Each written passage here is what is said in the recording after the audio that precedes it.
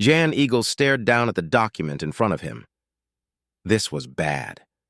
This was terrible. It was like a bout of exceptionally bad food poisoning. The more he read it, the worse it got and just didn't stop. As you went through the events, every time you thought the Raha had hit rock bottom, they'd once again find another level of depravity. The buzzer sounded once again, the signal that someone was at the door to his office. A buzzer that had been going on for the last 20 minutes.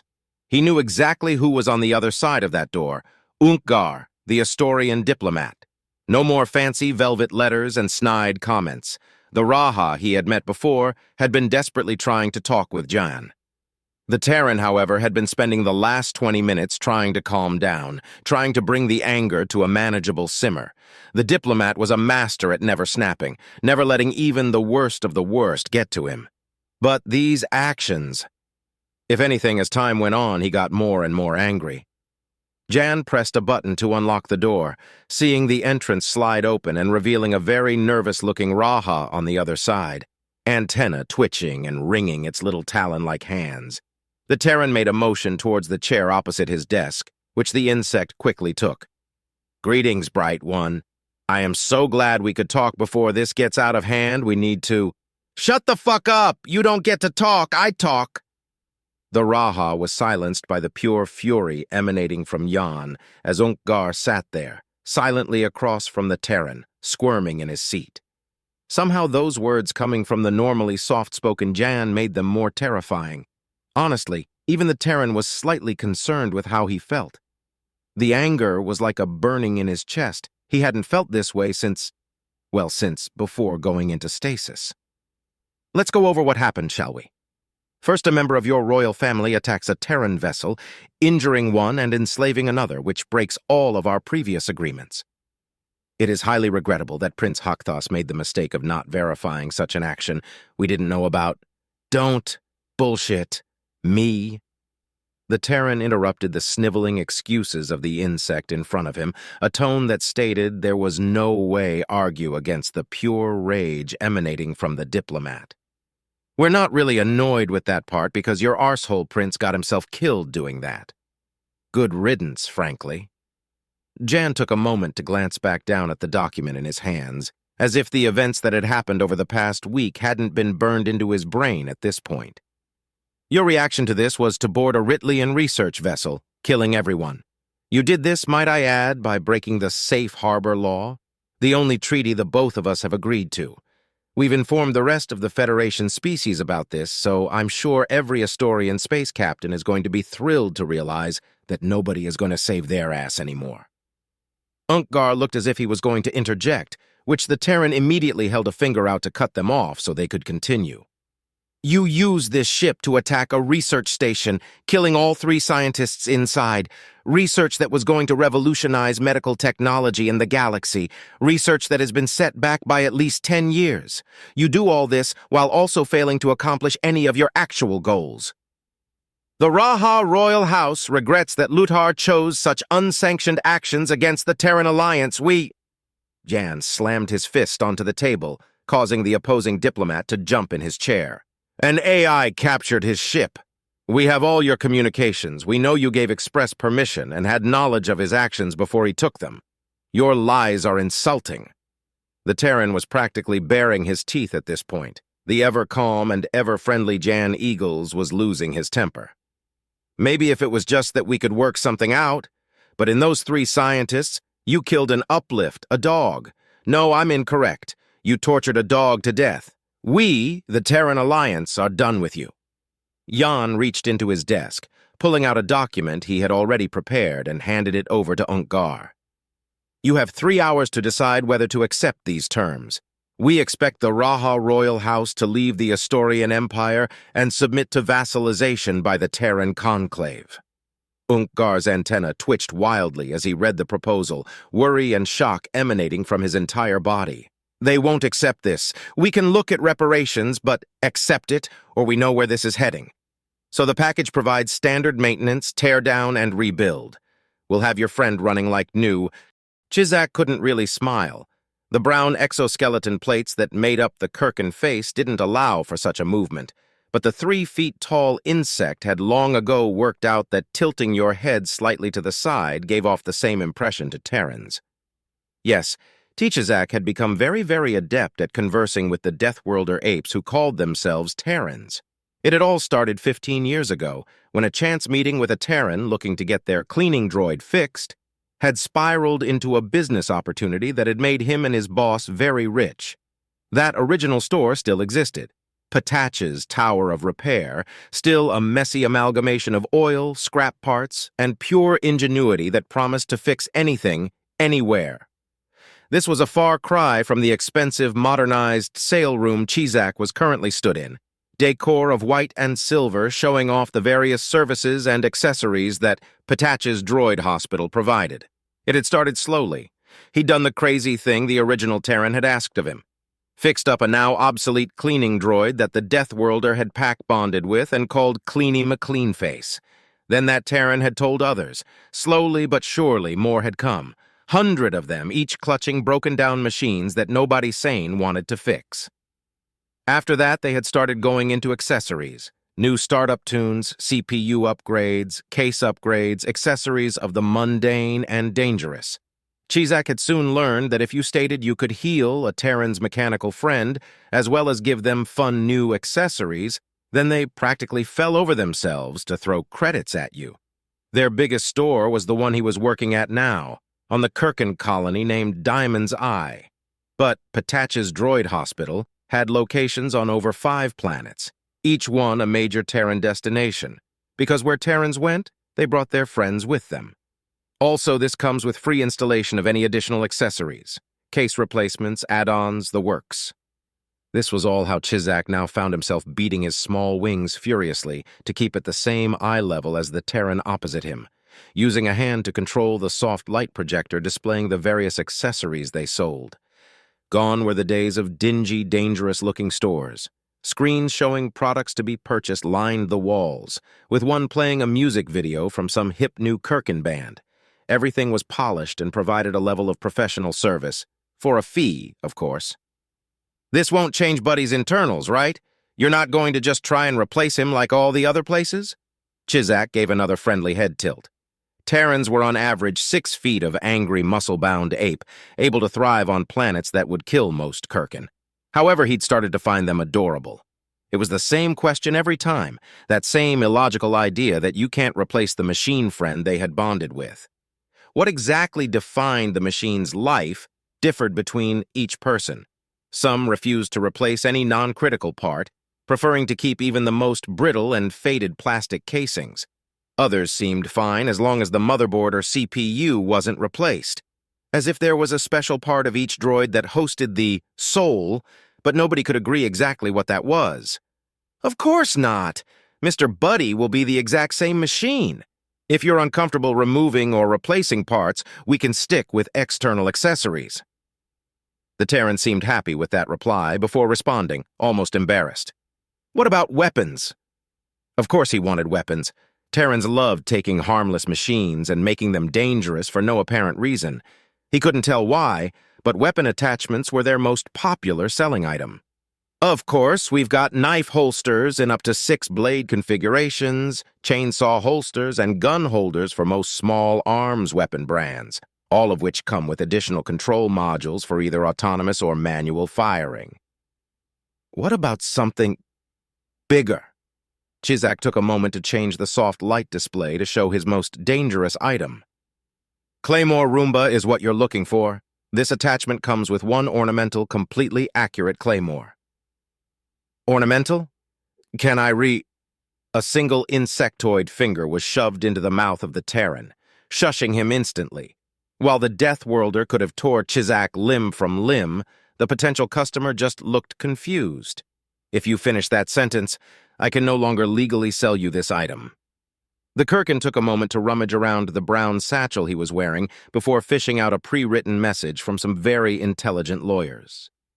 Patach's droid hospital would like to remind all customers that the Claymore Roomba attachment is for ornamental use only, and the completely accurate and realistic design is only for Terran cultural reasons. The ornamental claymore can only be removed for cleaning purposes and should not be replaced with a real item as this breaks weapon trafficking laws. P-Tatch's droid hospital does not support the customer buying their own claymore and replacing it. Chizak finished his legal spiel, the Terran seemingly understanding what he was getting at and giving a nod. Okay, I'll take it. Fantastic. Just let me get the bill and we can start the work. The various screens in the sales office gave a loud, high-pitched tone as they all turned to a red color, each screen showing the two words, emergency broadcast. Confused statement, but this is impossible. The room was a stereotypical lab. If you asked someone to picture in their mind a generic science lab, they would describe the room they were in, with test tubes, blinking machines, hazard signs, and various pieces of equipment bubbling away with unknown liquids. Inside stood 4 figures, all Scythens. 3 of the bioluminescent bundle of tentacles were sat on their hovering discs, 2 of the machines denoted with the standard scientist colors, 1 denoting the form of a police officer. All of them were hovering around a 4th Scythen, who was most definitely not hovering, because they were dead, splattered along the floor as if torn in two. Explaining statement, this can't happen. The room was locked from the inside, and to cause this damage... The first scientist spoke in the mechanical voice that all Scythens did. Continuing statement, would require an object to have negative mass, but be traveling faster than light. The second scientist responded. The police officer floated around, occasionally prodding something as they investigated the death, leaving the 2 scientists to talk amongst themselves. Concerned statement, we're all alone out here on the ship. What could have killed them? Scared statement, I don't know, are we going to be fine? Sexual tension, don't worry, I won't let anything happen to you. During this time, the police officer had finished looking around, instead deciding to focus on a random cleaning droid making its way through the room. Revealing statement. Who drew the smiley face on this droid? I need to see the video feed for the ship. In an instant, the feed was brought up on one of the various screens, showing the corridors of the ship over the last few hours, fast-forwarded through in a few moments. Exclamation, stop! Right there! Enhance! The video footage was paused and the single frame enlarged. It showed a 6-feet-tall bipedal figure, 2 forward-facing eyes like some form of ape. The figure was running along the floor on all 4s, only wearing a basic, nondescript uniform of some kind. Shocking statement. You have a Terran on the ship. Oh, fuck off! Dr. Jonathan Fletcher had jumped off the seat, the Terran making an angry gesture with his hand as he shouted at the TV screen. The room was small, standard crew quarters. A bed, a basic couch, and some other creature comforts, such as the TV attached to the wall. A TV that had been paused by the other figure in the room after the Terran's outburst, the Scythen calling themselves Lena, who was currently flashing the colors for confusion. Concerned question, what is wrong, friend Jonathan? Jonathan shook his head, annoyed. It was supposed to be a fun movie night in the darkened room to go watch some Scythen media. Lana had told him of a fun Scythen-made horror movie. What he didn't expect was to be insulted this deeply. Is this really how the Scythens see us? As some kind of feral science goblin? Clarifying statement, I don't think anyone said feral. If it makes you feel better, it's never the Terran's fault. Jonathan glared at Lana for a moment. Reminding statement, may I remind you that you created an unstable antimatter bomb on the ship? That ended up leading to a breakthrough in energy generation. Continuing point, you submerged Sector A3 in dangerous acid. That ended up creating a lubricant 17% more efficient than the current accepted formula. Final point, you set fire to the kitchen. Grilled cheese toasties don't taste right when made using the synthesizer. Lana turned the color of annoyance, deeply wishing they had a face so they could indulge in the Terran movement of face-palming. Explaining statement, friend Jonathan, I enjoy your company and your personality, but Terrans have a reputation they have earned. I have worked on this vessel for 49 years, during which, before your employment, there had been a total of 19 emergencies. Do you know how many there have been during your 2 years on this ship? Jonathan slowly began to rub the back of his neck as he realized where this was going. A few. Answering statement 471. I like you, friend Jonathan. Just sit down and enjoy the movie, you feral science goblin. The movie had continued predictably. Other impossible murders took place, until the Scythian crew were able to capture the Terran using a pile of candy and a rock with eyes painted on it as bait. Just as Lana had said, in the end it turned out the captain of the ship had been the one to bring the Terran on board, due to some disagreement with a reduction in grant funding. The end climax had involved the Terran creating a miniature black hole to destroy the captain with, created using nothing but a piece of string and a toaster. In the end, the two main characters had started a relationship together, and the Terran had been humanely released onto a local farm which had plenty of room to run around in and lots of rocks to pack bond with. Jonathan had to admit, Terran slander aside, it had been an enjoyable B-movie horror flick. He stepped off the seat once more, giving a stretch as he stood up. "Well, this feral science goblin is going to head off for the night. Thanks for inviting me over, Lana. It was a lot of fun to—" The TV gave a loud, high-pitched tone as the screen turned to a red color, showing the two words, "Emergency Broadcast." Dr. K. Xavius sat at her desk, typing away on her Galnet connector late into the night. The room was unassuming. Digital whiteboards filled every wall, equations and design schematics filling each one. Tools neatly lay in their respective docking areas.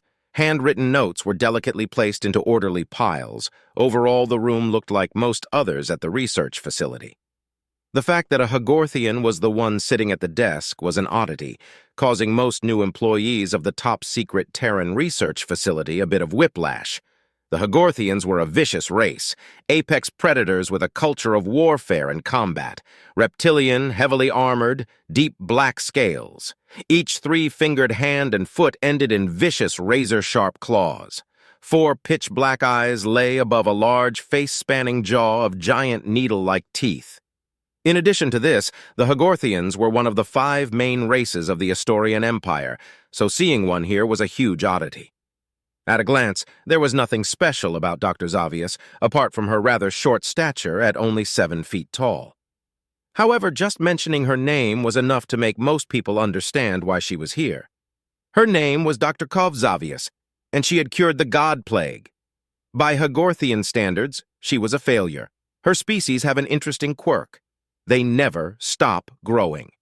An infinite continued growth and regeneration lead into a culture of nearly infinite desire to feed and fight. It wasn't uncommon for mature Hagorthians to reach the height of 10 to 15 feet of pure muscle, and the recorded height of the Emperor Uzba, the current ruler of the species, was over 30. While Dr. Xavius, when compared with most people, would be considered a dangerous accumulation of claw and strength, compared with her species, she was a runt. She had hit 7 feet tall at a young age, then just stopped. Long ago, she could have fixed this genetic defect, but to do so would have removed the second side effect, one she considered far more important than just being physically strong and vicious, her mind. Nothing was out of her understanding. Her memory impeccable, complex ideas and concepts were child's play. She had left her home planet long ago in search of anything interesting to solve, leaving behind an almost guaranteed death as a runt. It was during this search that she had found out about the Terrans, a small article written in a science journal nobody read. The Exception. It talked about the strange race of AIs that broke Zareth's law, and about a plague that ravaged their creators, a plague they had long been trying to fix. Dr. Xavius had assumed the entire thing would take a year to complete at most, like everything else she had put her mind to. It had taken 31 years. 31 years of study, of experimentation. It had been the best 31 years of her life. During this time, Xavius had grown to love the Terrans. Not for any of the sentimental reasons anyone else did, but for the simple fact that in their insanity and chaos they had provided her with the greatest puzzle. Then, it was over. Sure, others would have been teary-eyed over seeing reunions between human and uplift human and AI. For Dr. Xavius, it had been a disappointment. For those 30 years, she had the greatest puzzle in her claws, and now it was gone. Sure, the monetary compensation had been huge, not that she needed money in Terran Conclave territory. Her name alone was enough to get anything she required. Xavius secretly guessed that she could probably steal a military ship and drop an antimatter bomb on the most populated city on Earth and get nothing more than a slap on the wrist for it. No, what she wanted, what she needed was more puzzles. More impossible theories to be made possible. The Terrans were not the smartest species in the galaxy. But one thing that Terrans did have was an almost psychotic aversion to the word no. Most species took the laws of the universe as fact and worked around them, while Terrans seemingly were offended by them. This meant that this location was one of the few in the galaxy where exceptional amounts of money and resources were spent trying to break laws and ideals that everyone else had long ago determined to be immutable facts. Impossible challenges, impossible puzzles, with the resources to truly try and solve them. It was everything that Dr. K. Xavius wanted and loved. Sure, the Terrans were way too chatty and social for her tastes, but that was a small price to pay for the gift they gave her. Something, anything, able to challenge her mind. Which is what she was doing in her office, late at night furiously typing away as the Galnet viewer gave a loud, high-pitched tone, the screen turning a bright red and showing the two words, emergency broadcast. Emergency broadcast due to unforgivable actions taken by the Raha royal house and the Astorian Empire's unwillingness to bring those responsible for their crimes to justice. As of 71 NST, 19th of July at 17 o'clock, the Terran Conclave is enacting Section 3 of the Terran Alliance Agreement, the Mutual Defense Declaration. The Terran Alliance is now at war with the Astorian Empire.